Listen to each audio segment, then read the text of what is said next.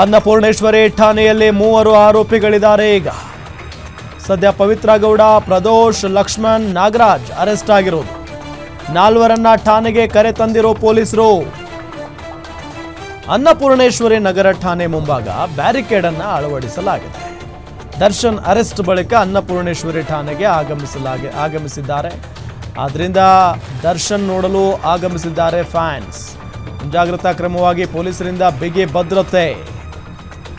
ಅನ್ನಪೂರ್ಣೇಶ್ವರಿ ಠಾಣೆಯಲ್ಲಿ 3 ಆರೋಪಿಗಳಿದ್ದಾರೆ. ಈಗ ಸದ್ಯ ಪವಿತ್ರ ಗೌಡ, ಪ್ರದೋಷ್, ಲಕ್ಷ್ಮಣ್, ನಾಗರಾಜ್ ಈ 4 ಜನರನ್ನ ಅರೆಸ್ಟ್ ಮಾಡಲಾಗಿದೆ. 4 ಠಾಣೆಗೆ ಕರೆ ತಂದಿದ್ದಾರೆ ಪೊಲೀಸ್ನವರು.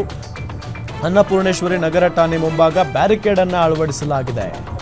ದರ್ಶನ್ ಅರೆಸ್ಟ್ ಆದ ಬಳಿಕ ಅನ್ನಪೂರ್ಣೇಶ್ವರಿ ಠಾಣೆಗೆ ಅವರನ್ನ ಕರೆದುಕೊಂಡು ಬರುವಂತ ಸಾಧ್ಯತೆ ಇದೆ. ಹೀಗಾಗಿ ಅವರ ಅಭಿಮಾನಿಗಳು ಇದಾರಲ್ಲ, ಅವರೆಲ್ಲ ಬಂದಿದ್ದಾರೆ ಪೊಲೀಸ್ ಠಾಣೆಯ ಮುಂಭಾಗ ಅನ್ನೋದು ಗೊತ್ತಾಗ್ತಾ ಇರುವಂತ ಸಂಗತಿ. ಈಗ ಪವಿತ್ರ ಗೌಡ ಅವರನ್ನ ಅರೆಸ್ಟ್ ಮಾಡಲಾಯಿತು, ಪ್ರದೋಷ್ ಅವರನ್ನ ಅರೆಸ್ಟ್ ಮಾಡಲಾಯಿತು, ಲಕ್ಷ್ಮಣ್ ಜೊತೆಗೆ ನಾಗರಾಜ್. ಈ ನಾಗರಾಜ್ ಇದನ್ನಲ್ಲ, ಯಾವಾಗಲೂ ಕೂಡ ದರ್ಶನ್ ಅವ್ರ ಜೊತೆಗೇ ಇರ್ತಾ ಇದ್ದ. ನೀವೆಲ್ಲ ನೋಡಿರ್ತೀರಿ. ಈ ದರ್ಶನ್ ಬರ್ಡೇ ಇದ್ದಂಥ ಸಂದರ್ಭದಲ್ಲಿ ಫ್ಯಾನ್ಸ್ ಎಲ್ಲ ಬಂದಾಗ ಒಂದ್ಸಾರಿ ಆ ಫ್ಯಾನ್ಸ್ನ ತಳ್ಳಿದ್ದಕ್ಕೆ ದರ್ಶನ್ ಅವರು ನಾಗರಾಜನ ಕಪಾಳ ಮೋಕ್ಷ ಮಾಡಿದ್ರಲ್ಲ, ಒಂದು ಸಾರಿ ವೈರಲ್ ಆಗಿತ್ತು. ಅದು ತಲೆಗೇನೋ ಹೊಡೆದಿದ್ರು ದರ್ಶನ್ ಫ್ಯಾನ್ಸ್ಗೋಸ್ಕರ. ಸೊ ಅದೇ ವ್ಯಕ್ತಿ ನಾಗರಾಜ್. ಮತ್ತು ಒಂದಿಷ್ಟು ವಿಚಾರಗಳಿಗೆ ನಾಗರಾಜ್ ಆಗಾಗ ಸುದ್ದಿ ಆಗ್ತಾ ಇದ್ದ. ಯಾಕೆ ಅಂತ ಅಂದರೆ ಈ ಹೊಡಿ ಬಡಿ ಇಂಥ ವಿಚಾರದಲ್ಲಿ ನಾಗರಾಜ್ ಯಾವಾಗಲೂ ಮುಂದಂತೆ. ಆ ವಿಚಾರನೂ ಕೂಡ ಪೊಲೀಸ್ ತನಿಖೆಯಿಂದನೇ ಬಯಲಾಗಿದ್ದು. ಇಂಥವ್ರನ್ನ ಅಕ್ಕಪಕ್ಕದಲ್ಲಿ ಇಟ್ಕೊಂಡೇ ದರ್ಶನ್ ಅವರು ಹಾಳಾಗ್ಬಿಟ್ರು ಅನ್ನೋ ಮಾತುಗಳು ಕೂಡ ಕೇಳಿ ಬರ್ತವೆ. ಡೀಟೇಲ್ಸ್ ಕೊಡ್ತಾರೆ ನಮ್ಮ senior crime reporter Ajay Kumar. ಈಗ ಮುಂದಿನ ಪ್ರೊಸೆಸ್ ಏನು? 4 ಜನರನ್ನ ಅರೆಸ್ಟ್ ಮಾಡಲಾಯಿತು. ದರ್ಶನ್ ಅವರು ಎಲ್ಲಿದ್ದಾರಂತೆ, ಜೊತೆಗೆ ಈಗ ಎಲ್ಲಿದ್ದಾರೆ ಈ ಅರೆಸ್ಟ್ ಆಗಿರುವಂತ ಆರೋಪಿಗಳು? ಖಂಡಿತವಾಗ್ಲೂ ರಾಮ್, ಈಗಾಗಲೇ ಏನು 4 ಜನರನ್ನು ಕೂಡ ಈಗಾಗಲೇ ವಶಕ್ಕೆ ಕೂಡ ಪಡ್ಕೊಂಡು ಅರೆಸ್ಟ್ ಮಾಡಲಾಗಿರುವಂತದ್ದು. ಈಗಾಗಲೇ ಅರೆಸ್ಟ್ ಪ್ರೊಸೀಜರ್ ಅಂತ ಇರುತ್ತೆ, ಆ ಒಂದು ಪ್ರೊಸೀಜರ್ ಅನ್ನು ಕೂಡ ಕಂಪ್ಲೀಟ್ ಮಾಡ್ತಾರೆ. ಆ ನಂತರದಲ್ಲಿ ಅಂದ್ರೆ ಅವ್ರಿಗೆ ಮೊದಲಿಗೆ ಏನ್ ಯಾರ್ಯಾರಿಗೆ ಅರೆಸ್ಟ್ ಮಾಡಿದಾರೋ ಅವರಿಗೆ ಐಒ ಆಗಿರುವಂತಹ ಅಂದ್ರೆ ACP Chandan, Vijayanagara sub division ಏನಿದ್ದಾರೆ, ಅವರು ಒಂದು ನೋಟಿಸ್ ಅನ್ನು ಕೂಡ ಅವರಿಗೆ ಸರ್ವ್ ಮಾಡ್ತಾರೆ. ಯಾಕಂದ್ರೆ ನಿಮಗೆ ಯಾತಕ್ಕೋಸ್ಕರ ನಾವು ಅರೆಸ್ಟ್ ಮಾಡ್ತಾ ಇದೀವಿ ಅಂತ ಹೇಳಿ, ಅವರು ಯಾವ ಗ್ರೌಂಡ್ಸ್ ಮೇಲೆ ಅರೆಸ್ಟ್ ಮಾಡ್ತಿದೀವಿ ಅಂತ ಹೇಳಿ. ಯಾಕಂದ್ರೆ ಈಗಾಗಲೇ ಸುಪ್ರೀಂ ಕೋರ್ಟ್ ಆರ್ಡರ್ ಕೊಟ್ಟಿರುವಂತದ್ದು, ಅದೆಲ್ಲವನ್ನು ಕೂಡ ಇಲ್ಲಿ ಉಲ್ಲೇಖ ಮಾಡಿರ್ತಾರೆ. ಸುಪ್ರೀಂ ಕೋರ್ಟ್ ಕೂಡ ಕೆಲವೊಂದು ವಿಚಾರಗಳನ್ನು ಕೂಡ ಉಲ್ಲೇಖ ಮಾಡಿರುತ್ತೆ.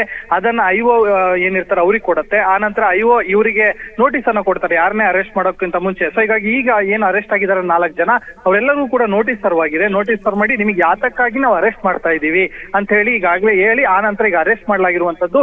ಈಗಾಗಲೇ ಪವಿತ್ರ ಗೌಡ ಆಗಿರ್ಬೋದು, ಲಕ್ಷ್ಮಣ್ ಆಗಿರ್ಬೋದು, ನಾಗರಾಜ್ ಆಗಿರ್ಬೋದು, ಪ್ರದೋಷ್ ಆಗಿರ್ಬೋದು, 4 ಜನರನ್ನು ಕೂಡ ಈಗಾಗಲೇ ಅನ್ನಪೂರ್ಣೇಶ್ವರಿ ನಗರ ಪೊಲೀಸ್ ಠಾಣೆ ಕೂಡ ಆಗಲೇ ಕರ್ಕೊಂಡ್ ಬಂದಿರುವಂತದ್ದು. ಇಲ್ಲೂ ಕೂಡ ಕೆಲವೊಂದು ಪ್ರೊಸೀಜರ್ ಅಂತ ಇರುತ್ತೆ, ಅದೆಲ್ಲವನ್ನು ಕೂಡ ಈಗಾಗಲೇ ಕಂಪ್ಲೀಟ್ ಮಾಡ್ಲಾಗತ್ತೆ. ಆ ನಂತರ ಐಒ ಡೈರೆಕ್ಷನ್ ಮೇಲೆ ಅವರಿಗೆ ಮೆಡಿಕಲ್ ಟೆಸ್ಟ್ ಮಾಡಿಸಲಾಗತ್ತೆ. ಆ ನಂತರ ಕರ್ಕೊಂಡೋಗಿ ಜಡ್ಜ್ ಮುಂದೆ ಕೂಡ ನಿಲ್ಸಲೇಬೇಕಾಗತ್ತೆ. ಜಡ್ಜ್ ಮುಂದೆ ನಿಲ್ಸಿದ ನಂತರದಲ್ಲಿ ಜಡ್ಜ್ ಏನು ನೇರವಾಗಿ ಅವರನ್ನ ಪರಪ್ಪನ ಅಗ್ರಹಾರ ಕೂಡ ಕಳಿಸೋದಕ್ಕೆ ಹೇಳ್ತಾರೆ. ಅದಾದ ನಂತರದಲ್ಲಿ ಅಂದ್ರೆ ಕಳೆದ ಬಾರಿ ಕೆಲವೊಬ್ರನ್ನ ಶಿವಮೊಗ್ಗ ಜೈಲು, ಜೊತೆಗೆ ತುಮಕೂರು ಜೈಲು, ಪರಪ್ಪನ ಅಗ್ರಹಾರ ಜೈಲು, ಮತ್ತೆ ನಟ ದರ್ಶನ್ಗೆ ಬಳ್ಳಾರಿ ಜೈಲಿಗೆ ಕೂಡ ಹಾಕಿದ್ರು.